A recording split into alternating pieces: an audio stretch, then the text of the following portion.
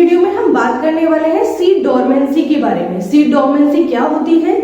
जब seed germinate ना कर पाए। सीड डोरमेंसी क्या है?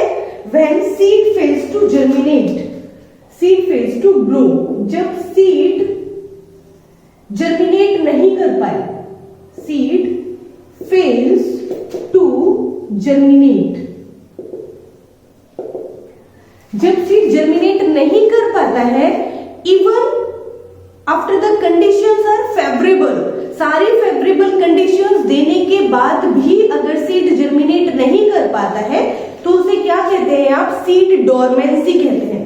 डोरमेंसी का मीनिंग होता है, डोरमेंट का मीनिंग होता है रेस्टिंग पीरियड, रेस्टिंग पीरियड या तो स्लीपिंग भी बोल सकते हैं आप उसे, स्लीपिंग या तो रेस्टिंग पीरियड। सीड का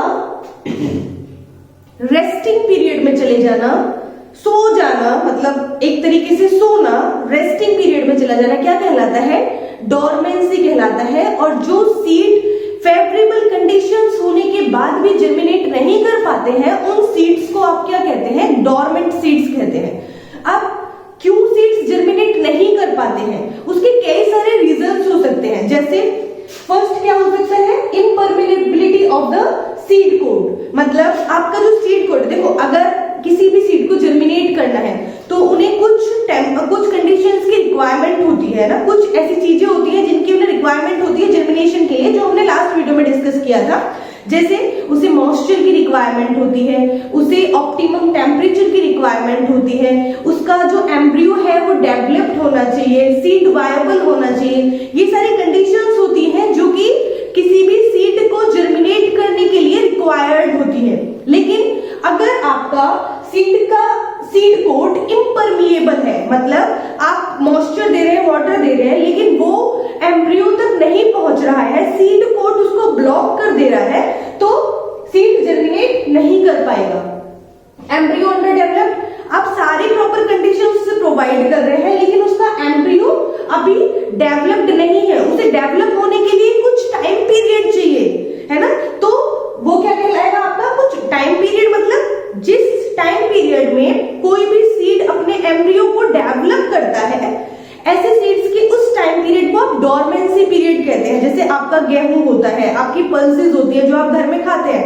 ऐसा तो नहीं है ना कि आपने उनको क्रॉप को हार्वेस्ट किया और तुरंत आपने उसको सॉ कर दिया, नहीं ना। उसके बाद आप क्या करते हैं? उसे बहुत टाइम तक आप उसे स्टोर करके रखते हैं। तो वो जो उसका स्टोरिंग पीरियड होता है वही उसका डोरमेंसी पीरियड होता है, जिसमें वो रेस्टिंग पीरियड में होता है। और उस रेस्टिंग पीरियड में उसकी फंक्शनल लाइफ चल रही होती है, वो वायबल होता है, उसकी फंक्शनल लाइफ चल रही होती है। उसका जो एम्ब्रियो अंडर डेवलप था वो उस टाइम पीरियड में डेवलप हो जाता है। तो कुछ सीड्स को वो जो रेस्टिंग पीरियड है वो रिक्वायर्ड होता है अपने एम्ब्रियो को प्रॉपर डेवलप करने के लिए। तो अगर आपका सीड का जो एम्ब्रियो है वो अभी अंडर डेवलप्ड है, तो सीड को चाहे आप कितनी भी ऑप्टिमम कंडीशंस दे दो, वो जर्मिनेट नहीं कर पाएगा। नेक्स्ट है हाई लेवल ऑफ इनहिबिटर्स। कौन? जैसे कि आपका एब्सिसिक एसिड होता है, आपको पता है एब्सिसिक एसिड क्या करता है? एब्सिसिक एसिड डोरमेंसी को इंड्यूस करता है ना। तो अगर एब्सिसिक एसिड का लेवल बढ़ जाए तो आपका सीड सारी ऑप्टिमम कंडीशंस के बाद भी जर्मिनेट नहीं कर पाएगा। नेक्स्ट है कुछ ऐसे सीड्स होते हैं जिसके बारे में हमने बताया कि उन्हें लो टेम्परेचर की रिक्वायरमेंट होती है, लो टेम्परेचर ट्रीटमेंट की रिक्वायरमेंट होती है जर्मिनेशन के लिए, जिसे आप क्या कहते हैं? वर्नलाइजेशन के नाम से जानते हैं। जिसे आप किस नाम से जानते हैं? वर्नलाइजेशन के नाम से जानते हैं। कुछ सीड्स को लो टेम्परेचर की रिक्वायरमेंट होती है प्रॉपर जर्मिनेशन और आगे जाके फ्लावरिंग करने के लिए, तो उसको आप क्या कहते हैं? वर्नलाइजेशन कहते हैं। और नेक्स्ट रीजन है हार्ड सीड कोट। अगर किसी सीड का सीड कोट हार्ड है तो मॉइस्चर या लिटिल अमाउंट में वाटर से भी वो सीड कोट क्या है? ब्रेक, रप्चर नहीं हो पाता है। और अगर सीड कोट रप्चर नहीं होगा तो आपकी ऑक्सीजन, मॉइस्चर, ऑप्टिमम टेम्परेचर आपके एम्ब्रियो को नहीं मिल पाएगा और वो आगे डेवलप नहीं हो पाएगा और जर्मिनेशन रुक जाएगा। तो इसको आप, ये सारे रीजंस होते हैं जिनकी वजह से सीड किस में रहता है? आपके डोरमेंसी पीरियड में रहता है, ठीक है। लेकिन हम किसकी बात कर रहे हैं कि डोरमेंसी क्या है? तो डोरमेंसी क्या है? डोरमेंसी सीड का रेस्टिंग पीरियड होता है। जब आपका सीड कंडीशन चाहे अनफेवरेबल हो चाहे फेवरेबल हो, वो जर्मिनेट नहीं कर पाता है, तब सीड डोरमेंसी कहते हैं। बेसिकली जो आपकी सीड डोरमेंसी होती है वो 2 टाइप्स की होती है। कौन कौन सी? एक होती है आपकी इम्पोज्ड सीड डोरमेंसी, इम्पोज्ड, और एक होती है इनेट सीड डोरमेंसी। इम्पोज्ड और इनेट seed dormancy. Imposed seed dormancy किसे कहते हैं? जब आपका सीड जर्मिनेट नहीं कर पाए due to unfavourable condition, due to unfavourable condition.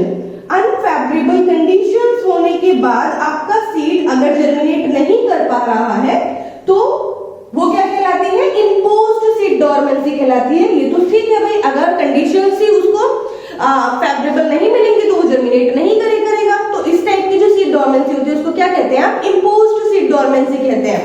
मतलब आप नहीं चाहते कि वो सीड जर्मिनेट करे, क्योंकि अगर आप चाहेंगे तो आप उसे प्रॉपर फेवरेबल कंडीशंस प्रोवाइड करेंगे, है ना। तो इस टाइप की डोरमेंसी को आप क्या कहते हैं? इम्पोज्ड सीड डोरमेंसी कहते हैं। ठीक है। Next इनेट seed dormancy. भाई इनेट सीड डोरमेंसी वो होती है जब आप प्रॉपर उसे फेवरेबल कंडीशंस प्रोवाइड कर रहे हैं लेकिन फिर भी सीड डेवलप, फिर भी सीड ग्रो नहीं कर पा रहा है, तो उसको आप क्या कहते हैं? इनेट डोरमेंसी कहते हैं। इनेट मींस होता है टू बॉर्न, मतलब बचपन से ही उसका मूड ही नहीं है कि वो जर्मिनेट करे। चाहे आप कुछ भी कर लो भाई, वो जर्मिनेट नहीं करेगा। चाहे आप फेवरेबल कंडीशन दो, चाहे आप कुछ भी करो, वो जर्मिनेशन करने का उसका मूड नहीं है, वो जर्मिनेट नहीं कर पाएगा। तो उसको आप क्या कहते हैं? इनेट डोरमेंसी कहते हैं। अब उसका रीजन कुछ भी हो सकता है भाई, उसका एम्ब्रियो डेवलप नहीं हुआ हो, वो वायबल ही ना हो, उसका सीड कोट इतना हार्ड हो कि उसके अंदर ऑक्सीजन मॉइस्चर पहुंच ही ना पा रहा हो, कुछ भी रीजन हो सकता है। तो व्हेन इनेट डोरमेंसी क्या होती है? When seed do not germinate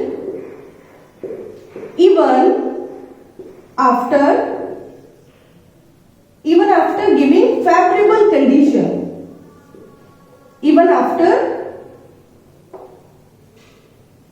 favorable condition।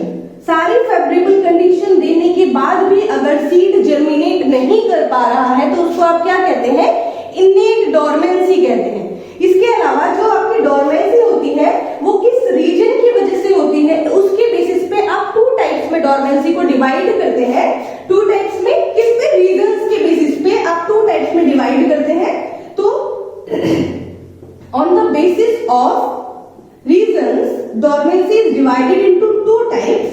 First होती है seed coat induced dormancy, seed coat induced dormancy, और सेकेंड होती है आपकी embryo induced dormancy, embryo induced dormancy. इसको आप समझ ही गए होंगे, है ना, जो मैंने अभी आपको बताया। सीड कोट इंड्यूस्ड डोरमेंसी कब होती है? जब आपका सीड कोट इम्परमिएबल होता है।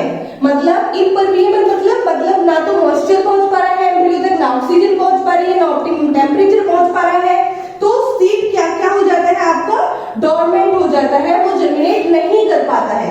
और अगर आप बात करें किसकी? एम्ब्रियो इंड्यूस्ड डोरमेंसी की, तो एम्ब्रियो इंड्यूस्ड डोरमेंसी कब होती है? एम्ब्रियो इंड्यूस्ड डोरमेंसी 2 रीजंस की वजह से हो सकती है। एक कौन सा रीजन है? जब सीड आपका रेस्ट पीरियड पे हो, मतलब रेस्ट पीरियड मतलब उसे एक प्रॉपर टाइम पीरियड चाहिए होता है। किस चीज के लिए? अपने एम्ब्रियो को फुल्ली डेवलप करने के लिए, ताकि वो क्या कर सके? आगे आपका जर्मिनेशन कर सके, है ना। मतलब इस रेस्ट पीरियड में क्या होता है? आपका जो एम्ब्रियो होता है वो अंडर डेवलप्ड होता है, जिसकी वजह से सीड जर्मिनेट नहीं कर पाता है। और एक और रीजन होता है, एक और ये भी हो सकता है भाई, आपका जो एम्ब्रियो है वो क्या हो? डिफेक्टिव हो, है ना। तो डिफेक्टिव मतलब कुछ भी हो सकता है, उसके अंदर कोई एंजाइम्स की कमी है, उसके अंदर प्रॉपर हाइड्रोलिसिस नहीं हो पा रही है, उसके अंदर रेस्पिरेशन नहीं हो पा रहा है, कुछ भी रीजन हो सकता है। अगर आपका एम्ब्रियो डिफेक्टेड है तो भी आपका सीड डोरमेंट पीरियड में रहेगा, वो जर्मिनेट नहीं कर पाएगा। अब हम बात करते हैं कि किस तरीके से आप डोरमेंसी को ब्रेक कर सकते हैं, कौन कौन से मेथड है इस डोरमेंसी को ब्रेक करने के। नेक्स्ट हम बात करते हैं इसकी methods to break, methods of breaking seed dormancy. Seed dormancy को ब्रेक करने वाले मेथड्स कौन कौन से हैं? तो मेथड्स देख लेते हैं हम। फर्स्ट है आपका स्कोरिफिकेशन, सेकंड है स्ट्रेटिफिकेशन, थर्ड है इम्पोज्ड, फोर्थ है ऑल्टरनेट टेम्परेचर मेथड, और फिफ्थ है लाइट एंड डार्क मेथड।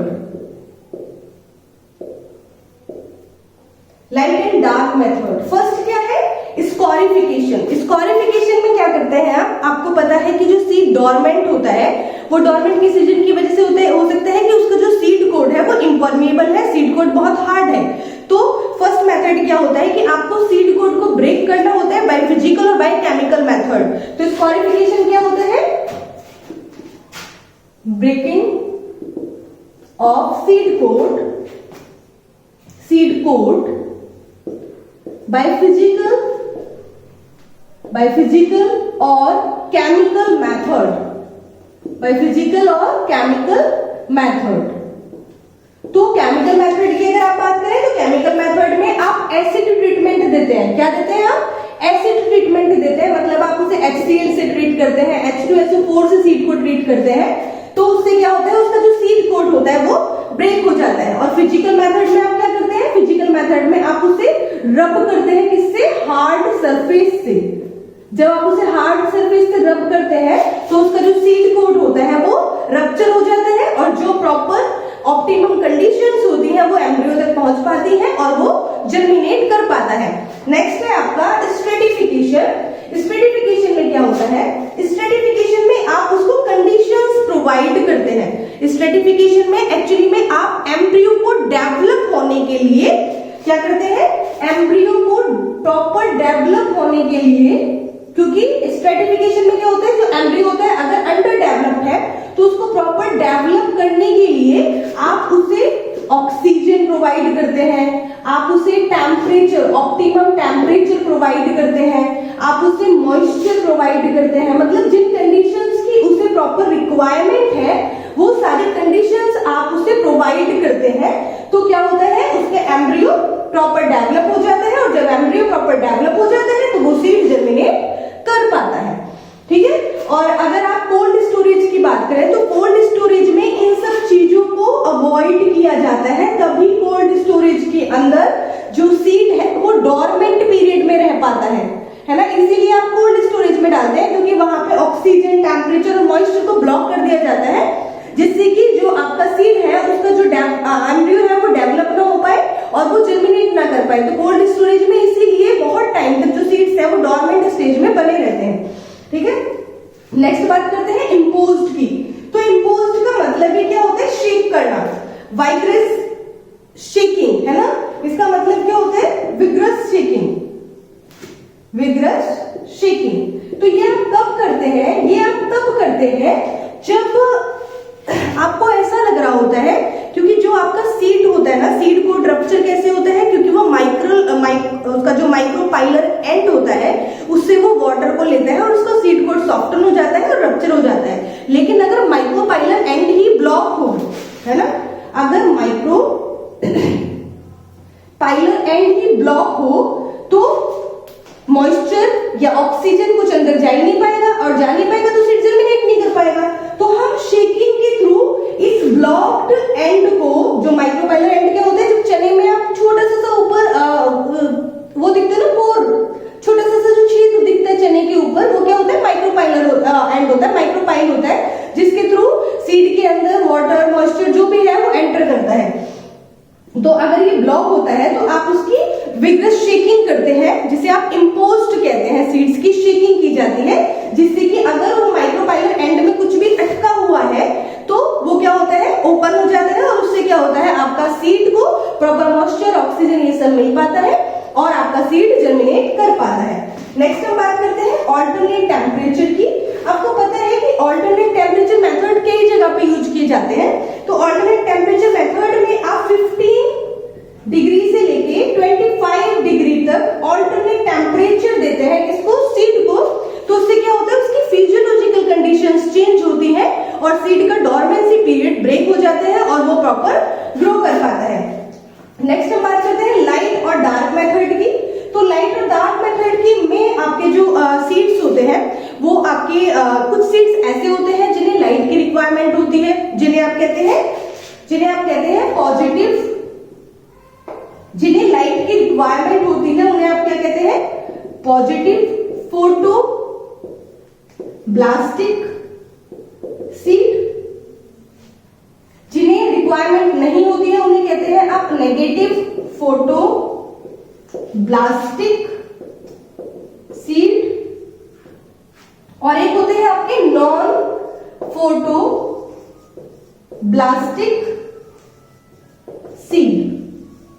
तो जिन्हें लाइट की रिक्वायरमेंट होती है उन्हें आप कहते हैं फोटोब्लास्टिक। जैसे आपके होते हैं टमाटो और टोबैको, जिसमें कौन होते हैं आपके टोमेटो और टोबैको।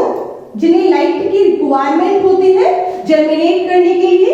नेगेटिव फोटोब्लास्टिक, जिन्हें डार्क पीरियड चाहिए होता है जर्मिनेशन के लिए, जो होते हैं आपके अनियन, जितने भी ब्लैक कलर के सीड दिखते हैं, अनियन वगैरह के जो सीड होते हैं उन्हें डार्क पीरियड चाहिए होता है ग्रोथ के लिए। और नॉन फोटोब्लास्टिक, जिन्हें कोई फर्क नहीं पड़ता, लाइट प्रेजेंट है डार्क प्रेजेंट है, वो तभी भी ग्रो करते हैं। जैसे होता है आपका मेज और आपके बीन। ठीक है, तो इस तरीके से ये आपके डोरमेंसी को ब्रेक करने के मेथड्स हैं। ठीक है, तो इस तरीके से आपकी डोरमेंसी ब्रेक हो जाती है और सीड आगे जर्मिनेट कर पाता है। ठीक है, थैंक यू।